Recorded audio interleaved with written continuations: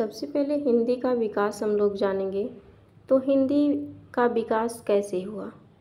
हिंदी जो है हमारी वह अचानक तो आई नहीं, किसी न किसी माध्यम से हमारी हिंदी का विकास हुआ। तो सबसे पहले माना जाता है कि हिंदी का विकास संस्कृत के माध्यम से हुआ, यानी कि संस्कृत जो है वह देवताओं के द्वारा लाई गई थी, इसीलिए इसको क्या बोलते हैं, देव भाषा बोलते हैं। तो सबसे पहले जो हमारा विकास शुरू हुआ वह संस्कृत से हुआ। संस्कृत के बाद हमारी पाली भाषा आई, पाली के बाद प्राकृत आई, फिर अपभ्रंश, उसके बाद हिंदी। अब हम लोग देखते हैं कि इससे प्रश्न कैसे बनता है। हिंदी का विकास जान गए हम लोग कि हिंदी का विकास 5 क्रम में हुआ है। सबसे पहले संस्कृत, फिर पाली, प्राकृत, अपभ्रंश और हिंदी। अब बात करते हैं कि इससे प्रश्न कैसे पूछता है। मान लीजिए आपसे इसमें क्रम में व्यवस्थित करने के लिए प्रश्न पूछ लिया, जैसे बोला कि संस्कृत, प्राकृत, हिंदी, अपभ्रंश, पाली। तो आपको ऑप्शन में ऐसे 4 ऑप्शन दिए रहेंगे, जिसमें से आपका एक सही ऑप्शन रहेगा संस्कृत, पाली, प्राकृत, अपभ्रंश और हिंदी के। तो आपका जो सही वाला है वो पहला ऐसे क्रम में लिखा रहेगा, वही आपका सही होगा और 3 ऑप्शन आपके गलत हो जाएंगे। तो हिंदी के विकास में इस प्रकार से आप लोगों का प्रश्न पूछता है। और जो प्रश्न पूछ सकता है, जैसे पूछ लिया आपसे कि पाली आपकी भारत की कौन सी भाषा है, यानी कि प्रथम है कि दूसरी है। अगर पूछ लिया कि भारत की प्रथम भाषा संस्कृत दे दिया या फिर पाली दे दिया, और प्राकृत, अपभ्रंश, हिंदी, इनमें से कोई मतलब 4 ऑप्शन बना दिया, जिसमें एक पाली और संस्कृत इम्पोर्टेंट करके दे दिया, तो अधिकांश लोग क्या करते हैं कि संस्कृत लगा देते हैं और आपका वहीं पे हो जाता है गलत। तो भारत की जो प्रथम भाषा है वह हमारी पाली है, इसको आप लोग ध्यान रखिएगा। भारत की प्रथम भाषा क्या है, पाली है। उसके बाद आपका जो इसमें याद करने के लिए थोड़ा सा, और यहाँ से एक और क्वेश्चन बनता है कि हिंदी की जननी क्या है। तो हम लोग क्या करते हैं कि हिंदी की जननी की बात करते हैं, तो जननी हम लोग संस्कृत लगा देते हैं ऑप्शन में, जो कि गलत हो जाता है। अगर पूछ रहा है कि हिंदी की जननी क्या है, तो हिंदी की जननी आपकी अपभ्रंश होगी।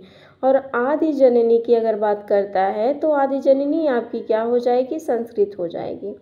तो इसमें याद करने का तरीका क्या है कि हिंदी की जननी आपकी क्या हो जाएगी, अपभ्रंश हो जाएगी, और आदि जननी आपकी संस्कृत हो जाएगी।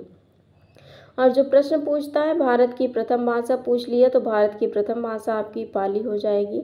उसके बाद ये सब आपका याद करने का तरीका, यानी कि संस्कृत से अगर पूछ लिया कि संस्कृत को कितने भागों में बांटा गया, तो 2 भागों में बांटा गया है। एक आपका सम है और दूसरा है कृत। ठीक है, तो संस्कृत को क्या बोलते हैं, देव भाषा बोलते हैं। और देव भाषा को 2 भागों में बांट दिया गया था, एक वैदिक संस्कृत और दूसरा आपका लौकिक संस्कृत। तो वैदिक संस्कृत से हम लोग वेदों और पुराणों का अध्ययन करते हैं, और लौकिक संस्कृत में हम लोग व्याकरण और साहित्य का अध्ययन करते हैं।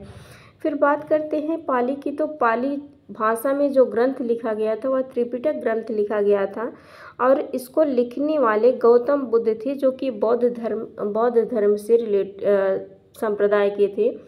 उसके बाद ये तो आपको पता है कि भारत की प्रथम भाषा आपकी पाली है। फिर प्राकृत से अगर प्रश्न बन सकता है कि प्राकृत को कितने भागों में बांटा गया है, तो प्राकृत को आपके 2 भागों में बांटा गया है, एक प्राक हुआ और दूसरा कृत। और अगर ये पूछ लिया कि कौन सा ग्रंथ प्राकृत भाषा में लिखा गया था, तो आगम नामक ग्रंथ प्राकृत भाषा में लिखा गया था, लिखने वाले जैन धर्म के संस्थापक महावीर स्वामी थे।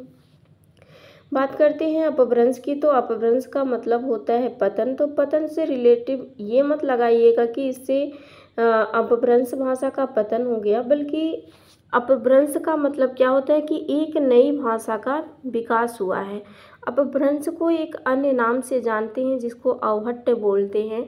और प्रथम कवि इसके स्वयंभू थे, उन्होंने पौमचर्यो नामक ग्रंथ की रचना किए, और जिसका अर्थ क्या होता है, पवित्र रचना होती है। उसके बाद आपको हिंदी की जननी अपभ्रंश और आदि जननी संस्कृत ये पता है। फिर बात करते हैं कि आपकी जो संस्कृत, पाली, प्राकृत, अपभ्रंश और हिंदी है, इसको कितने कालखंडों में बांटा गया। तो वैदिक और लौकिक के काल में इसको बांटा गया था। वैदिक संस्कृत के माध्यम से इसको 1500 ईसा पूर्व से 1000 ईसा पूर्व माना गया था, और लौकिक में 1000 ईसा पूर्व से 500 ईसा पूर्व माना जाता है। अब बात आते हैं ईसा पूर्व और ईसवी में क्या अंतर होता है। तो ईसा पूर्व जो होता है आपका, वह ईसाई की यानी कि जो ईसा मसीह थे उनके जन्म के पहले का जो समय था उसको ईसा मसीह बोलते हैं। और ईसवी जो होती है उनके जन्म के बाद का समय, उसको ईसवी बोलते हैं। ईसा पूर्व हमेशा आपके घटते हुए क्रम में चलती है और ईसवी जो होती है वह बढ़ते हुए क्रम में चलती है। तो संस्कृत को जब दो भागों में बांट दिया गया, एक वैदिक संस्कृत और दूसरा लौकिक संस्कृत। तो वैदिक संस्कृत जो है आपकी वह क्या है, 1500 ईसा पूर्व से 1000 ईसा पूर्व है। और लौकिक संस्कृत में 1000 ईसा पूर्व से 500 ईसा पूर्व हुई। उसके बाद पाली आती है, तो पाली 500 ईसा पूर्व से 1 ईस्वी हुई।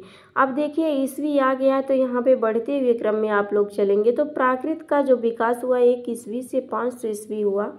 अपभ्रंश आपकी 500 ईस्वी से 1000 ईस्वी। हिंदी का विकास 1000 ईस्वी से अब तक हुआ। ये आपका वैदिक और लौकिक के माध्यम से बांटा गया था। अब आप प्राचीन आर्यों के द्वारा जो विभाजन किया गया था समय का, उसको जानिए। तो प्राचीन आर्य भाषा 1500 ईसा पूर्व से 500 ईसा पूर्व थी। उसके बाद पाली, प्राकृत और अपभ्रंश, ये तीनों मध्यकालीन आर्य भाषाएं मानी गई हैं, जो 500 ईसा पूर्व से 1000 ईसा पूर्व चली। उसके बाद आपकी हिंदी आती है, जो कि आधुनिक आर्य बोलते हैं, आधुनिक आर्य काल में बांटा गया, तो इसको 1000 ईसा पूर्व से अब तक माना जाता है। और हिंदी भाषा का इतिहास, तो इतिहास का मतलब क्या होता है, इति का मतलब निश्चित होता है, हा का मतलब होता है रूप, और आस का मतलब होता है होना, यानी कि एक निश्चित रूप का होना क्या कहता है, इतिहास कहता है। उसके बाद अगर आपसे पूछा जाता है कि द्रविड़ भाषाएं कौन कौन सी होती हैं, तो तमिल, तेलुगु, कन्नड़ और मलयालम जो है वह द्रविड़ भाषा है।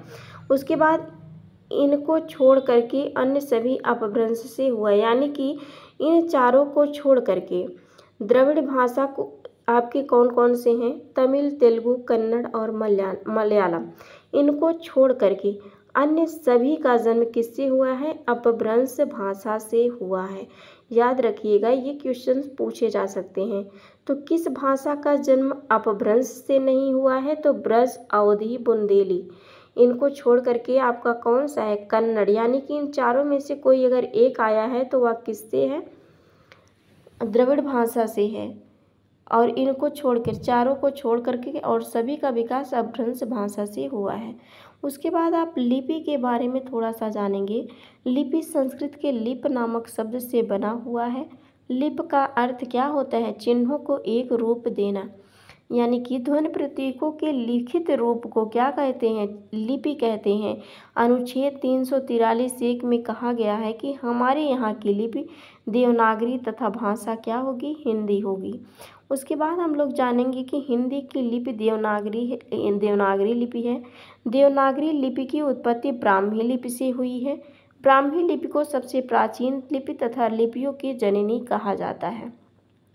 देवनागरी लिपि की कुछ विशेषताएं हैं, उसको जान लीजिए। यह हिंदी की लिपि है। इसे लोक नागरी लिपि, सर हिंदी लिपि और हिंदी लिपि के नाम से जानते हैं। यह लिपि LR यानी कि बाएं, लेफ्ट टू राइट, बाएं से दाएं ओर लिखी जाती है। यह एक वैज्ञानिक लिपि है। यह एक अक्षरात्मक लिपि है। इसमें शिरोरेखा का प्रयोग किया जाता है। जो बोला जाता है वही लिखा जाता है। यहाँ कोई भी वर्ण मूक नहीं होता है। इसके लिए ध्वनि संकेतों का प्रयोग किया जाता है। देवनागरी की उत्पत्ति ब्राह्मी से हुई है। अब उसके बाद आप लोग जानेंगे कि देवनागरी लिपि से कौन कौन सी भाषा का विकास हुआ है। तो देवनागरी के लिए एक ट्रिक है, आपके सामने लिखा हुआ है यहाँ पे। तो सामने यहाँ पे स से संस्कृत, और जहाँ पे संस्कृत रहेगी वहाँ आपकी ऑलरेडी हिंदी आ जाएगी। फिर म से मराठी हो गया और न से नेपाली हो गया। तो आज आप लोग सिर्फ हिंदी का विकास जानेंगे। उसके बाद कल से आप लोगों से व्याकरण से क्वेश्चंस करेंगे। व्याकरण आप लोग जानेंगे कि व्याकरण क्या होता है, वर्णमाला क्या होता है,